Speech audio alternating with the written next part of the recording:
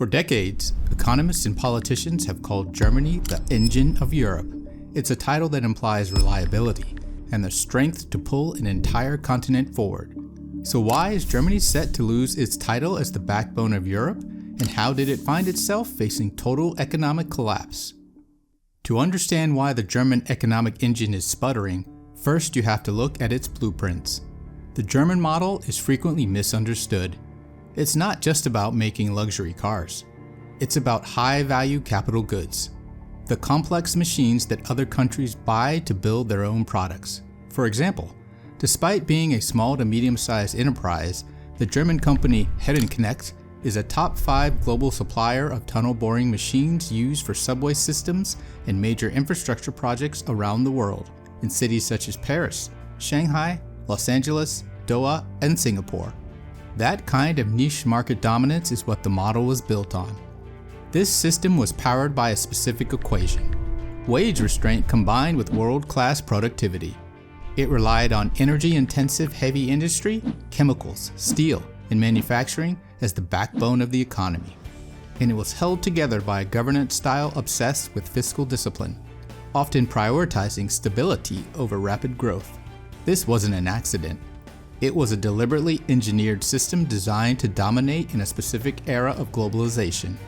But when you build a machine on a narrow set of assumptions, you create a vulnerability. If those assumptions change, the machine doesn't just slow down, it stops making sense.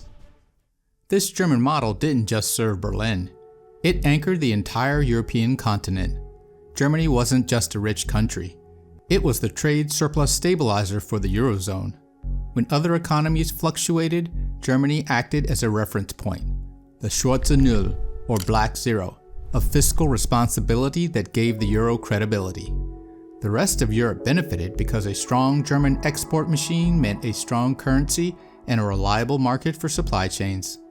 But being the engine has limits. The system worked because policymakers assumed the economic track would stay straight. But then, the economic track didn't just curve, it disappeared. The German economic miracle stood on 4 specific pillars, and over the last few years, all 4 have crumbled simultaneously. The first pillar was cheap energy. This wasn't an ideological preference. It was a matter of physics and profit margins. German heavy industry, the chemical giants like BASF, the steel mills, the aluminum smelters, was built around cheap pipeline natural gas, primarily from Russia. BASF and its Ludwigshafen site shows the scale of that dependency. It's one of the largest integrated chemical complexes on Earth, and its gas needs have been described as roughly comparable to that of a small country. It wasn't just a low price that mattered, it was the predictability. You can plan a 20-year industrial cycle when you know your energy costs are stable.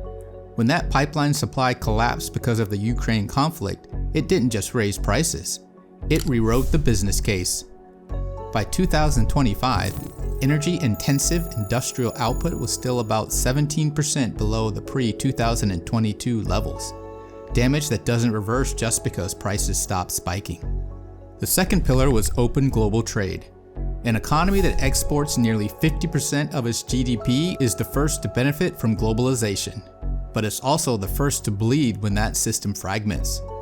Germany built its wealth on open access to both Western consumer markets and Asian industrial demand.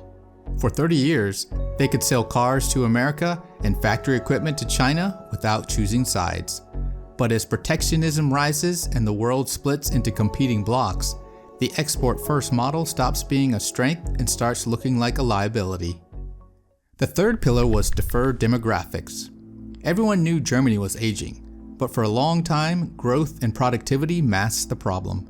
Now, the baby boomers are retiring en masse, taking decades of institutional knowledge and tax revenue with them. Over the next 10 years, around 20 million workers are expected to retire, while only about 12.5 million enter the labor market, a deficit of roughly 7.5 million people. That's a labor supply shock that automation and training can't simply catch up to. Finally, the fourth pillar was stability-first politics. Germany's political culture is built for slow, steady management, consensus-driven, cautious, and deliberate. In calm times, this is a superpower. It prevents rash decisions, But during rapid structural shocks, this stability becomes inertia. The system is designed to maintain the status quo, which is fatal when the status quo is what's killing you. This model didn't fail because the math was wrong. The engineers who built modern Germany were brilliant. The model failed because the variables they plugged into the equation, cheap gas, free trade, abundant labor, and a calm world, were treated as constants. They weren't constant, they were temporary. These changing conditions trigger a feedback loop where one problem amplifies the next. It begins with energy prices hitting profit margins. When a chemical plant or steel mill sees its energy bill surge, the immediate reaction isn't usually bankruptcy, it's hesitation. Companies stop expanding. They pause new facilities and delay upgrading old machinery because the return on investment no longer makes sense. You can see this in headline projects. Volkswagen has repeatedly reworked and delayed major EV investment plans like the Trinity project. And Intel's planned chip megafab in Magdeburg has faced delays tied to cost and subsidy negotiations. That hesitation bleeds directly into productivity. You can't increase output per hour if you're running on aging infrastructure. Then wage negotiations tighten. Workers see their cost of living spike, so they demand higher pay. But when productivity is flat, companies can't grant raises without raising prices, which makes them less competitive globally. Over time, the stress spills out of the boardroom and into the ballot box. When the engine stops delivering what people expect, politics fragment, and that makes new legislation harder to pass. This is usually where the counter-argument comes in. Germany still has trade surpluses, low unemployment, and some of the world's most valuable companies. It's still the third largest economy on Earth. This isn't a failed state narrative, but there is a difference between strength and suitability. A system can look impressive on paper while being poorly matched to the environment it's operating in. What we are seeing is the illusion of momentum. Germany is a heavy industrial train. If you cut the engine, it doesn't stop immediately. It slows down. The danger isn't that the train stops tomorrow. The danger is that the country spends the next decade using accumulated wealth to cover structural deficits and mistakes that limit progress. So, is the engine of Europe broken for good? That depends on whether it can be redesigned while the train is still moving. You might be witnessing the end of the single-engine era for Europe. Instead of relying solely on German industrial output, the Eurozone may shift toward a multi-engine system, where growth is distributed across services, tech, and newer industrial hubs. One concrete sign is the industrial shift towards Central and Eastern Europe, like Poland's so-called Battery Valley, where EV battery and component investment is clustering to serve the next generation of European manufacturing. Germany is also trying to change course at home. Under Chancellor Friedrich Merz, the government has pivoted away from the old Stability First fiscal posture with a €500 billion fund for infrastructure and climate investment, alongside additional fiscal spending that will push the budget deficit to roughly 4.75% of GDP in 2026, levels Germany hasn't tolerated since the mid-1970s. But even that comes with a warning label.